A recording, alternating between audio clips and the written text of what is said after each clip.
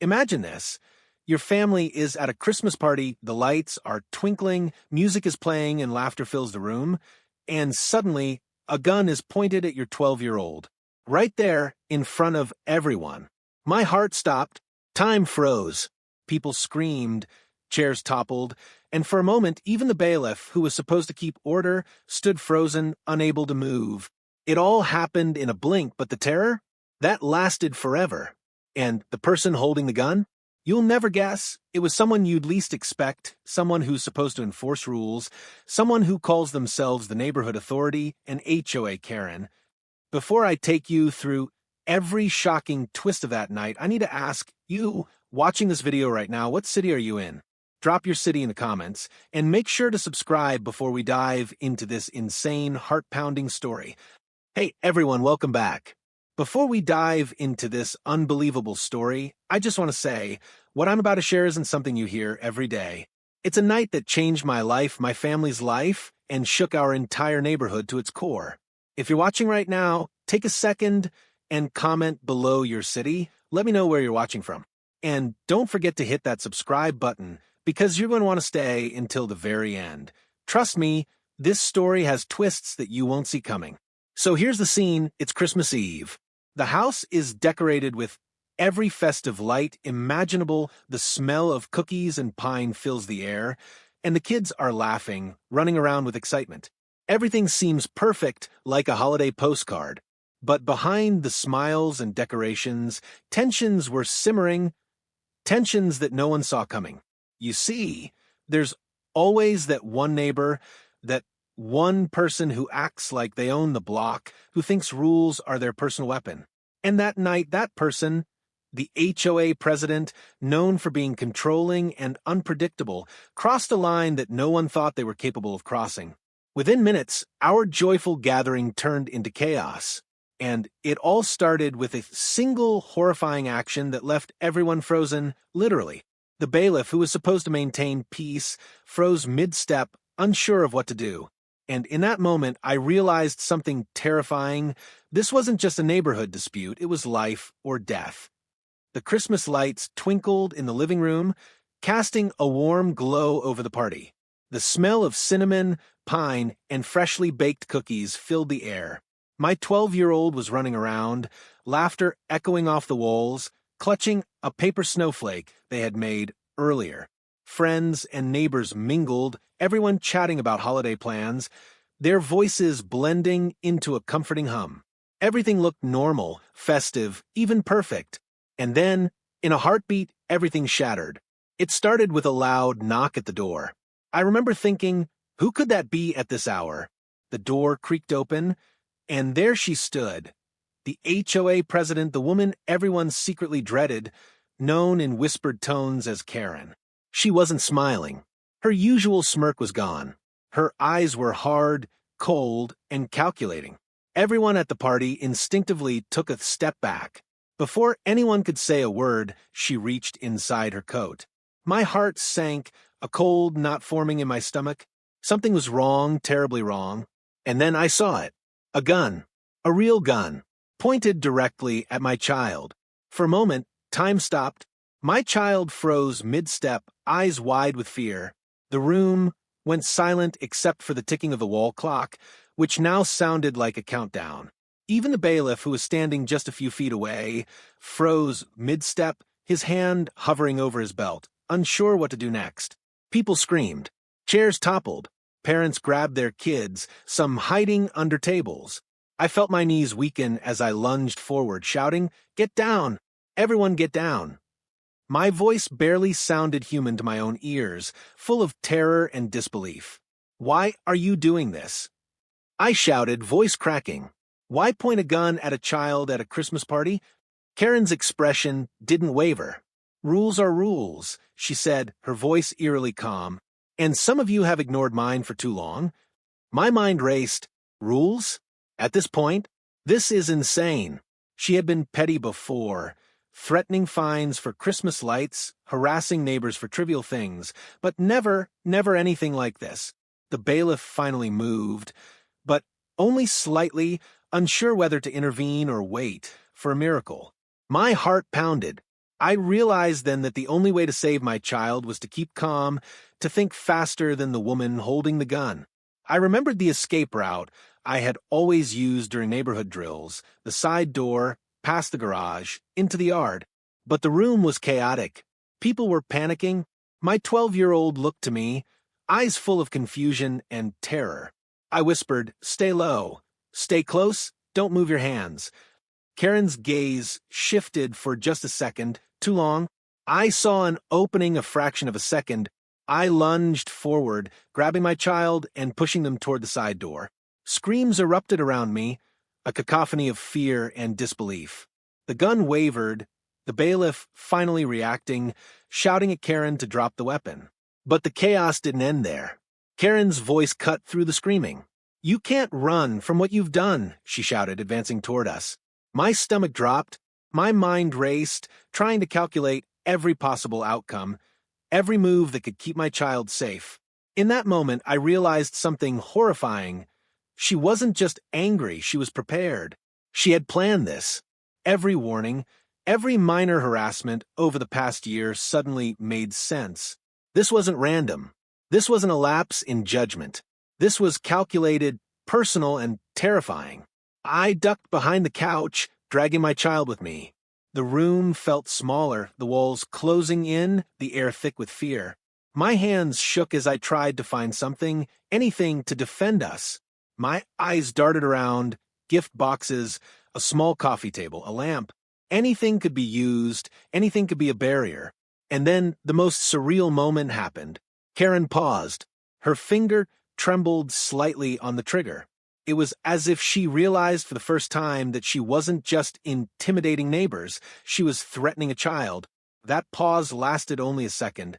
But in that second, my mind screamed, "This is your chance." I whispered to my child, "On 3, run." Their small hand gripped mine, trusting, terrified, ready. 1, 2, 3. I shouted. We bolted. People scattered in every direction, some toward the front door, some ducking behind furniture. The Christmas tree swayed dangerously, ornaments crashing to the floor. The bailiff finally shouted commands, but Karen was erratic, unpredictable, moving with a dangerous focus. We reached the side door, the cold December air hitting us like a wall. My child stumbled, but kept moving. I slammed the door behind us, heart hammering in my chest. I didn't look back, not yet. My priority was getting my child somewhere safe. In the distance, I could hear sirens. Someone had already called 911. My neighbors were screaming, some trying to reason with Karen, others trying to stay out of her way. But I knew one thing for certain: nothing would ever make sense again. That Christmas, the joy, the laughter, the peace, it was gone, replaced by fear, confusion, and the chilling realization that someone in our neighborhood could do something so unthinkable. And that was only the beginning. We barely had time to catch our breath. The cold December air was sharp against my face, but it barely registered. My child's small hand gripped mine tightly, trembling, yet determined not to let go. Behind us, through the walls of the house, I could hear the chaos inside, the screams, the shattering of ornaments, the frantic movement of terrified neighbors. And then sirens. They were faint at first, almost distant, but growing louder with every second. I wanted to feel relief, but it didn't come. Not yet, because as the sirens approached, a terrifying thought gripped me. What if they arrived too late? The woman with the gun, our HOA Karen, was still inside. She hadn't moved from the living room, hadn't lowered her weapon, and from what I could see through the frost-covered window, her eyes were fixed with a deadly intent. The police finally arrived, their vehicles skidding slightly on the icy driveway. Flashing red and blue lights lit up the front yard. Officers jumped out, hands on their weapons, shouting commands. "Step away from the house. Put the weapon down." But even as professionals, there was hesitation. The bailiff, the one supposed to maintain order during neighborhood disputes, stood near the front porch, frozen, his usual confidence evaporated in the face of true danger. I couldn't blame him.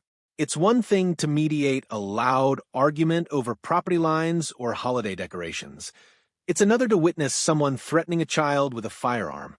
I ducked behind a snow-covered bush, trying to make myself and my child as invisible as possible. My lungs burned with cold and adrenaline. The officers tried to reason with Karen, their voices firm, authoritative, but she was unpredictable. "You can't control me," she shouted from the window. "You think I'll back down? This is about justice." Justice? I wanted to scream. Justice? Pointing a gun at a 12-year-old? That wasn't justice, it was madness. But as the words left her lips, I realized something chilling. She genuinely believed she was right.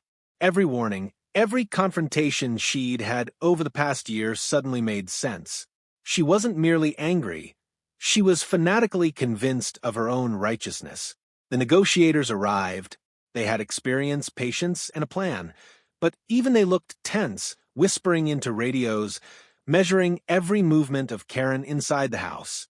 They tried to establish communication. "Ma'am, we just want to talk. Put the gun down and no one gets hurt." Her response was chilling. "No, nobody will stop me. Nobody." She moved toward the doorway, and for a horrifying second, I thought she was coming outside. My child clutched my coat, eyes wide, tears streaming down their cheeks. I whispered, trying to calm both of us, "It's going to be okay. We're going to get through this. Just stay behind me." Then came a twist no one saw coming. One of the negotiators attempted to approach the side door, thinking they could cut her off from the back exit, and for a fraction of a second, Karen froze. Her finger tightened on the trigger. The bailiff, still immobile on the porch, seemed paralyzed by indecision. Then, in a move that left everyone stunned, she lowered the weapon just slightly. It was enough. Enough for me to notice that her hand was shaking, not from fear, but from anger and confusion. Something inside her had shifted, but not entirely. The negotiators sensed it too. They moved slowly, cautiously, keeping every word measured. "We don't want anyone to get hurt," one officer said, stepping carefully to the window. "You can put the gun down. We'll handle everything else." Inside, the house had become a battlefield of emotions. Neighbors were terrified, some still hiding under tables, others pleading with Karen to stop. And yet she held her ground, her eyes darting between everyone, calculating, waiting. Then came another shocking revelation.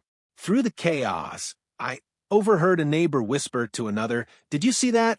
She's been stockpiling these weapons for months. She's not just angry, she's prepared for this." My stomach turned. Stockpiling weapons? This wasn't just a rash decision. This was planned. Every petty dispute over holiday lights, parking spaces, even minor complaints about lawn maintenance, it had all been leading to this night. The negotiators were now working against time, trying to calm her down, buying seconds, hoping she wouldn't make the next move fatal. And all the while, I stayed crouched with my child, whispering words of comfort. I barely believed myself. "We'll be okay. Just a little longer, stay calm." Minutes stretched like hours.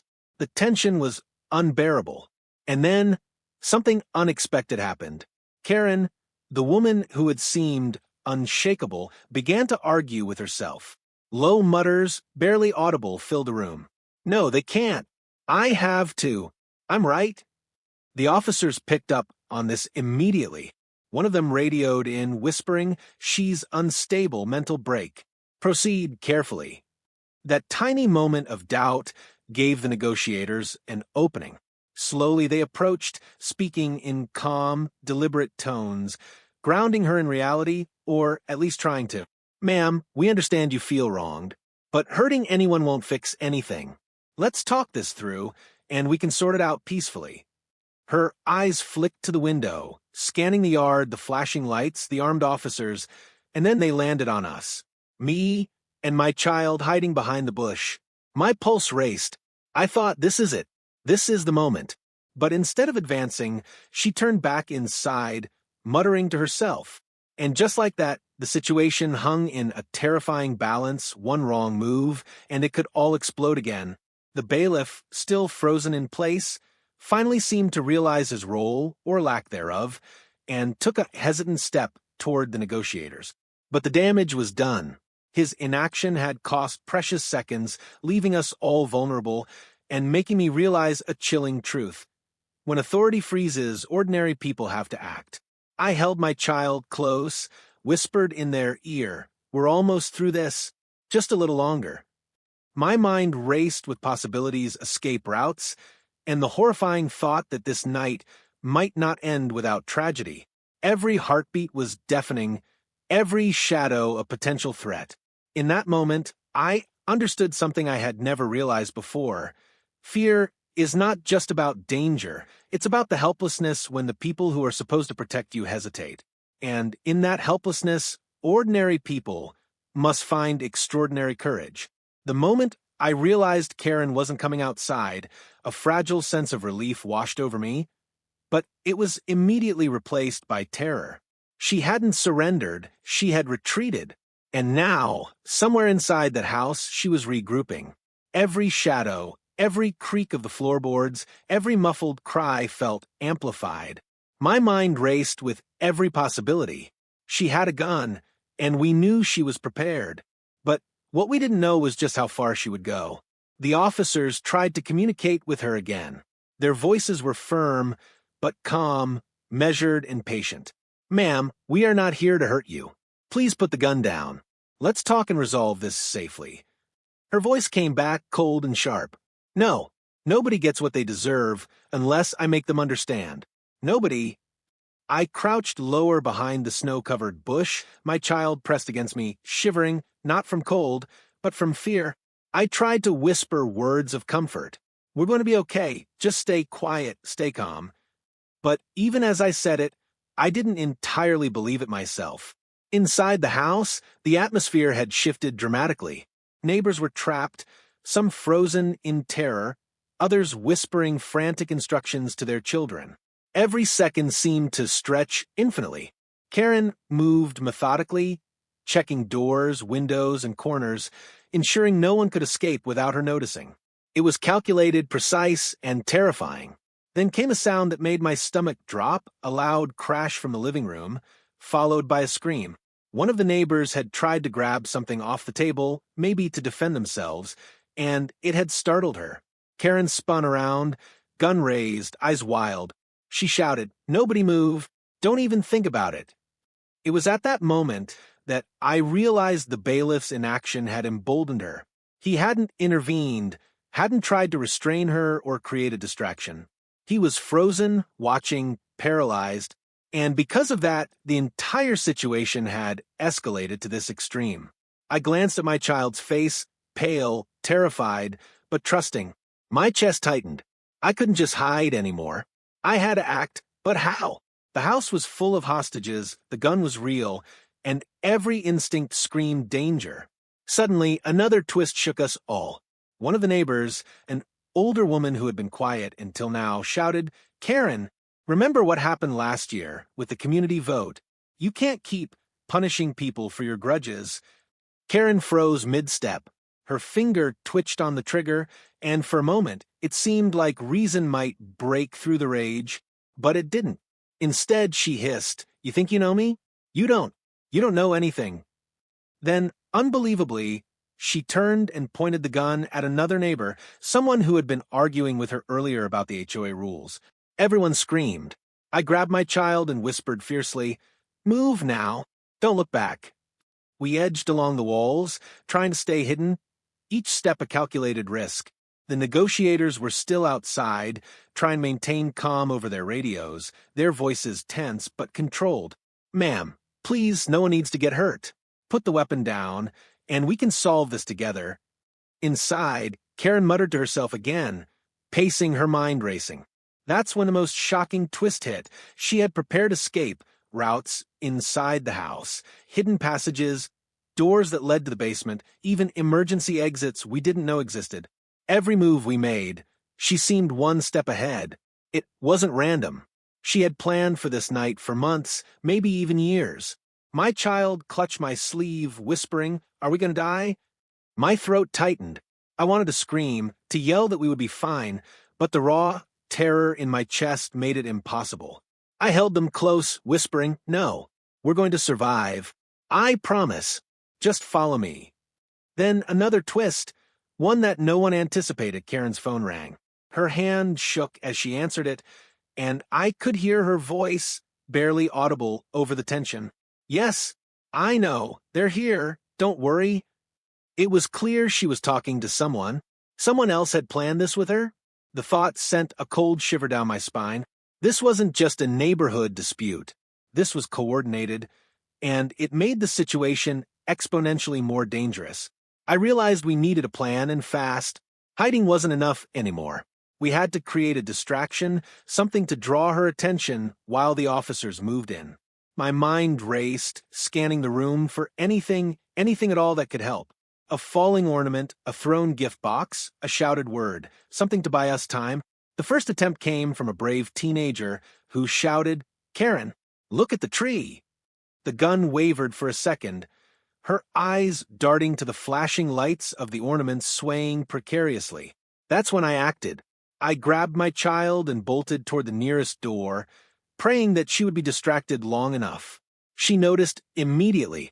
"Stop them," she screamed, raising the gun. The officers outside shouted for her to put it down, their voices tight, with urgency. But inside it was chaos. Chairs toppled, decorations scattered, and screams filled every corner of the room. And just when I thought we might make it to the basement stairs, she lunged. My child screamed, and I shoved them ahead, taking the brunt of the reach. The gun wavered, and a single shot went off, thankfully into the ceiling. The sound was deafening. My ears rang, my heart pounded, and I realized with horror just how close we were to disaster. That moment, frozen in terror, revealed another twist. Karen wasn't acting alone mentally, but she was emotionally unstable. The years of grudges, the obsession with rules, the paranoia, it all came flooding out in that instant, and it made her more dangerous than anyone could have predicted. I kept moving, dragging my child through the narrow hallway, toward what I hoped was safety. The officers had begun to breach the house from multiple points, their voices commanding, their movements precise. The bailiff, finally snapping out of his paralysis, moved to help direct neighbors to safety. But every step felt like walking on a knife's edge. One wrong move, one accidental glance from Karen, and it could all be over. And that was when the first real, life-altering twist happened. Karen dropped the gun. Just for a second, she was distracted by the officers moving in, by the chaos she couldn't control, by something we couldn't see. That tiny pause was enough for me to pull my child into a safe corner, hearts pounding, sweat freezing on our skin. But even as relief washed over me, I knew the night was far from over. Karen had made her presence known, her intentions revealed, and the scars of this night would follow us forever. The house was a storm of chaos and fear. Inside, Karen's presence dominated every corner, every shadow. Outside, police officers had begun to cordon off the property, their radios crackling with tense updates, their voices sharp but controlled. I crouched behind a snowbank with my child, trying to slow my own breathing, aware that every sound, every movement could trigger the unthinkable.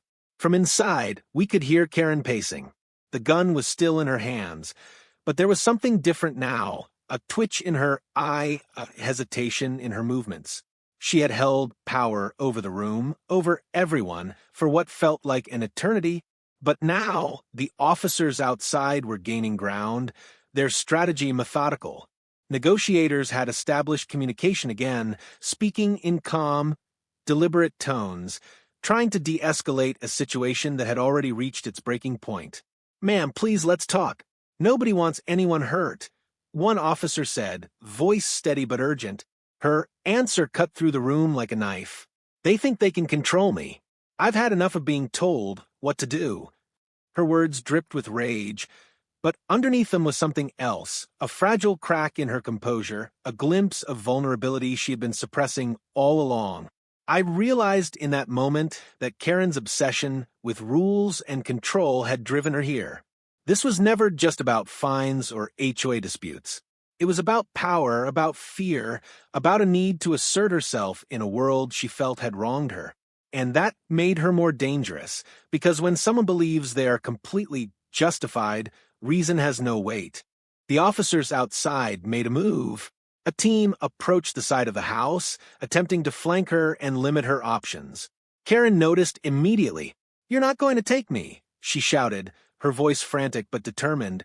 She raised the gun toward a corner of the room where a neighbor had been hiding. The tension in that instant was suffocating. Every heartbeat felt like it could be the last. Then, the first shocking twist happened. Karen's phone rang again. This time, loud enough for everyone inside the room to hear. She hesitated, glancing at the screen, and in that fraction of a second, the officers outside acted. Using her momentary distraction, they started to breach through a side window she hadn't been watching. The glass shattered, but Karen didn't fire. Her attention was completely drawn to the device in her hand, and it was enough for us to move. I grabbed my child and edged toward a safer hallway, guiding them through the chaos. "Stay low, stay close," I whispered, heart hammering. My mind raced with possibilities. What if she noticed us? What if she turned the gun toward us? Every second counted, and we had none to spare. Inside, neighbors were beginning to cooperate with the negotiators. Some whispered reassurances, others helped move people to safer rooms. But Karen's instability made every step unpredictable. She was like a storm contained in human form, angry, unpredictable, and dangerous. And then came another twist, one that no one expected. One of the neighbors, a young woman who had been hiding in a corner, suddenly stepped forward. She had been speaking quietly to Karen throughout the night, trying to reason with her. And now she took a bold risk. "Karen, think about what you're doing," she shouted. "This isn't justice. This is madness." Karen froze again, just for a second. That hesitation was all the officers needed. Using precision, they moved in closer, coordinating their positions. Every movement was silent, calculated, like a high-stakes chess match. From my hiding spot, I watched, holding my child close, praying that the next steps would bring relief. The negotiators tried one final appeal. "Ma'am, it's over. Put the gun down. You don't have to do this. You can walk away." And then another shocking, almost surreal twist. Karen did something no one expected. She lowered the gun completely. Not out of surrender, not out of fear, but out of confusion. She muttered something under her breath about rules, about fairness, about people not understanding her. The officers moved cautiously, not celebrating, not yet believing it was safe. My child's small hand pressed against mine, and I whispered, "We're almost there. Just a little longer." It was impossible to know if that was true, but I had to keep faith. The tension outside and inside merged into a singular, terrifying suspense. Time seemed suspended, every second stretched to an unbearable length. I watched the officers coordinate, whispering into radios, moving closer, preparing for the moment they could finally intervene without triggering violence. And then the most shocking twist of all happened. The bailiff, who had frozen earlier, finally acted, but not in the way anyone expected. Instead of helping the officers or restraining Karen, he suddenly stepped forward from his frozen position, shouting, "Stop! Don't do it!" His voice, which had been absent for the longest time, cracked like a whip through the room. Karen's eyes locked on him, wide and furious. And in that instant, the unpredictability of the situation skyrocketed. We didn't know if she would turn the gun on him, or on someone else, or just break completely. But his sudden, unexpected action shifted the dynamic. It bought the officers outside just enough time to advance slightly, moving into positions that would eventually allow them to gain control. Inside, we were still hiding, heartbeats pounding in unison with every sound, the shuffle of footsteps, the whispered instructions, the muffled screams. It was a nightmare that had no clear end, a living horror that none of us could have imagined. But that moment, when Karen's attention was split, her mind caught between anger and confusion, and the officers began to tighten the net, was the turning point. It wasn't over yet. Far from it.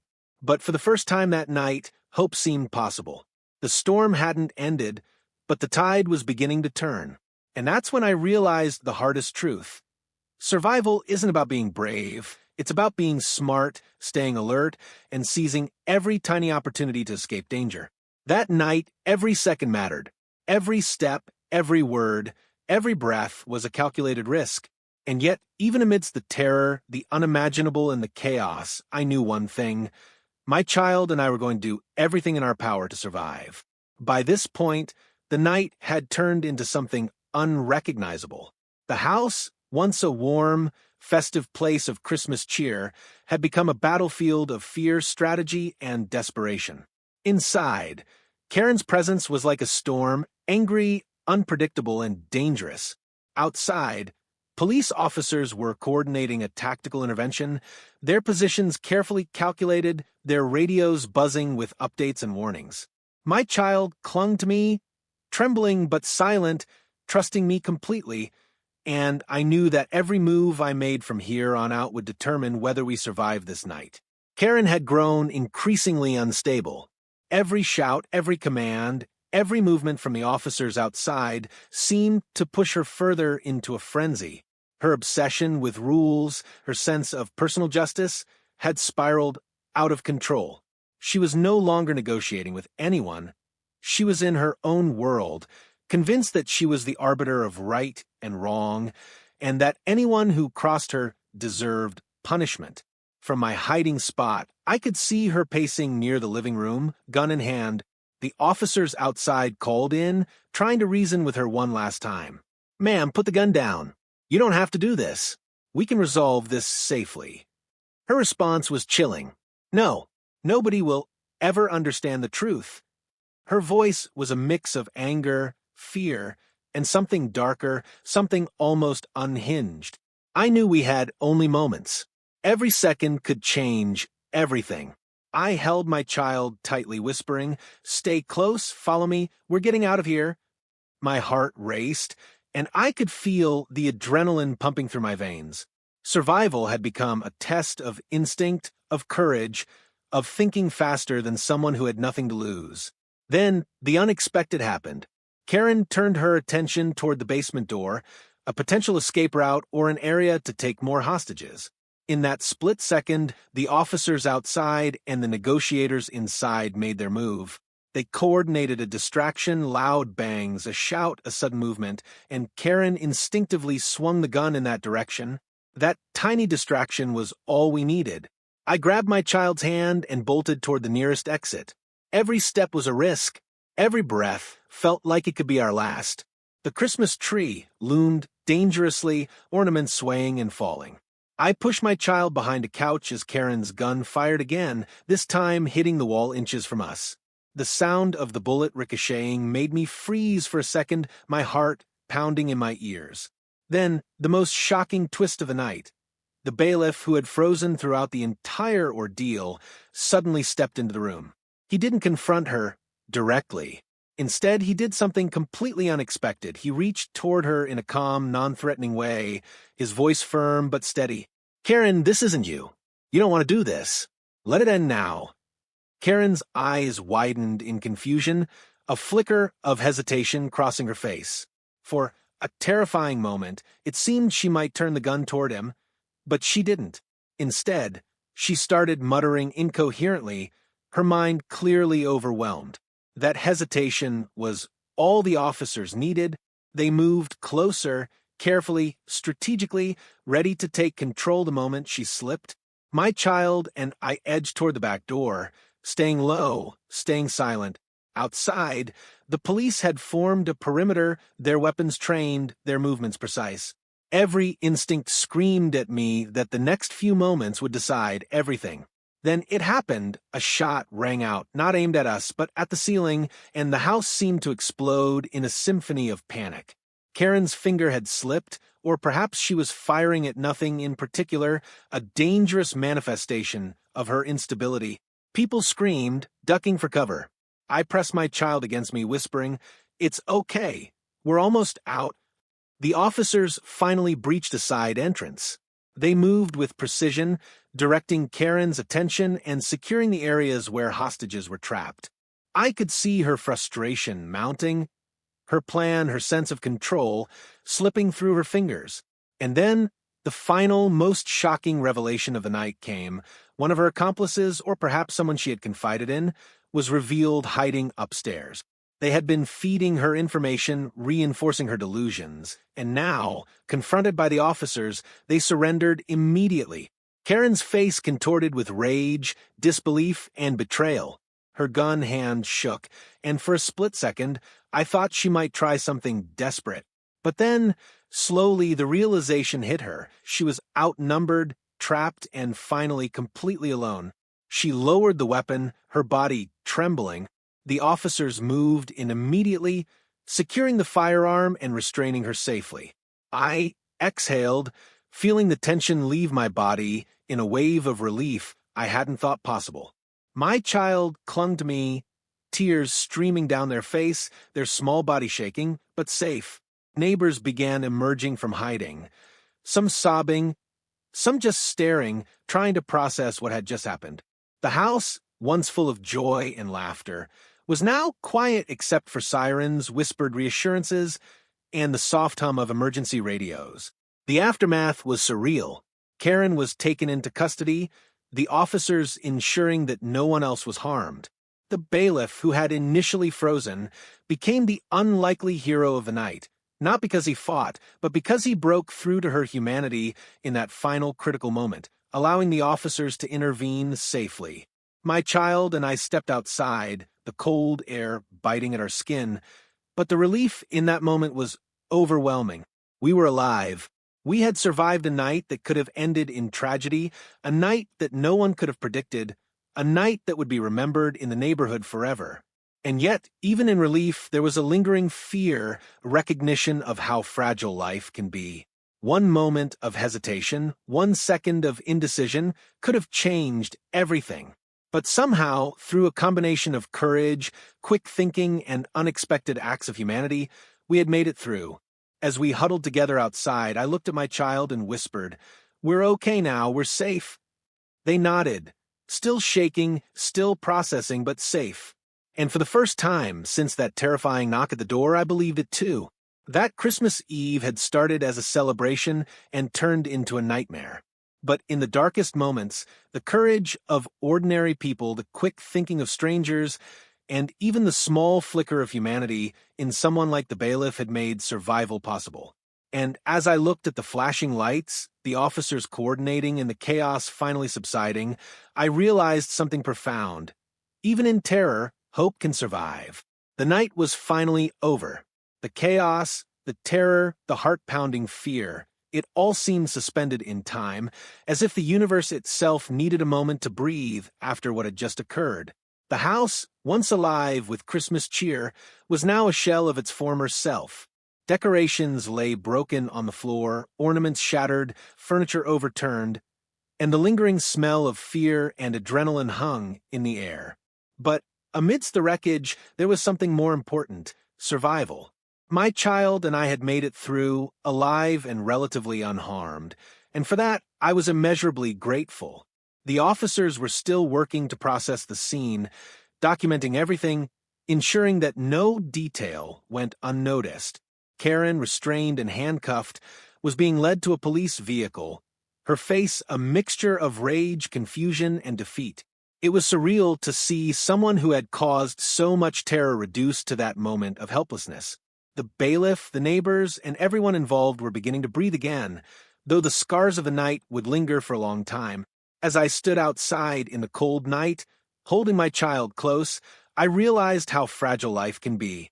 One split-second decision, one hesitation, one lapse in awareness could have changed everything. The memory of Karen pointing the gun at my child would haunt me forever.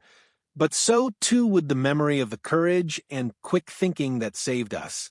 The bailiff, who had frozen earlier, approached. His eyes were heavy with guilt, relief, and exhaustion all at once. He admitted quietly that he had been paralyzed in fear, unsure how to act. But he also acknowledged that when he finally did intervene, it had helped save lives.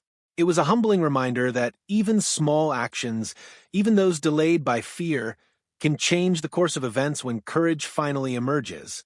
Neighbors gathered slowly, comforting each other, sharing stories of what they had witnessed, what they had feared, and what had kept them going.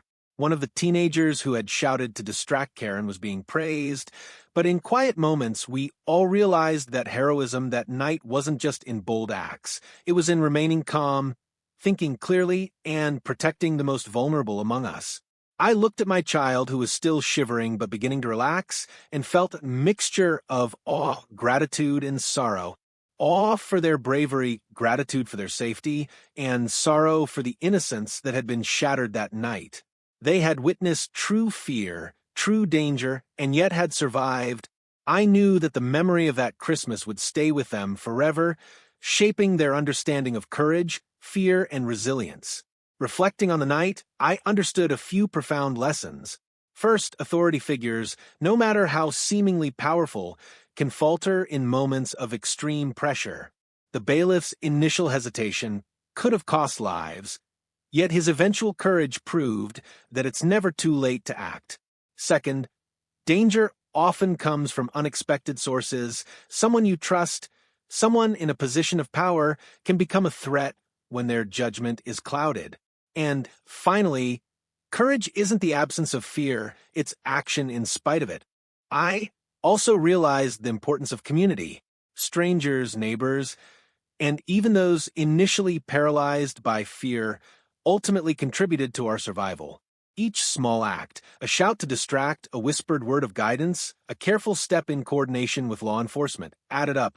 In times of crisis, the collective courage of ordinary people can overcome even the most terrifying situations. And now, as I share this story with you, I want to leave you with a call to action. Life is unpredictable. Danger can come when you least expect it, but courage, awareness, and preparedness can make all the difference. Protect your loved ones, stay alert, and don't underestimate the importance of your actions, no matter how small. If you're watching this video right now, take a moment to reflect. What would you do if you were in a life-threatening situation? How would you protect your family, your friends, or even strangers? Think about it, and then share your city in the comments. Let us know where you're watching from. And most importantly, make sure you subscribe to this channel. Stories like this are not just entertainment. They're reminders of the fragility of life and the power of courage. Remember, heroes aren't always the ones on TV or in the movies. Sometimes heroes are ordinary people who make extraordinary decisions under pressure. Sometimes heroes are the parents who protect their children, the neighbors who step forward, the officers who act decisively, or even the bystanders who find the courage to intervene when everything else seems hopeless. That Christmas Eve, a nightmare unfolded that none of us could have imagined. Yet, through fear, chaos, and unimaginable stress, survival became possible because of courage, quick thinking, and the collective effort of those around us. And that is a lesson we should all carry with us. So, as we close this story, remember, life is fragile, danger is real, but courage and action can change everything. Stay vigilant, protect those you love, and never underestimate the power of ordinary people to do extraordinary things. And now, before you go, comment below your city, hit that subscribe button, and join this community of people who are learning, sharing, and preparing for life's unexpected moments. You never know when a story like this could inspire action that saves a life, maybe even your own. Life can change in a single moment, and courage can make all the difference. If this story moved you, don't just watch, take action, protect your loved ones, stay aware, and be prepared for the unexpected.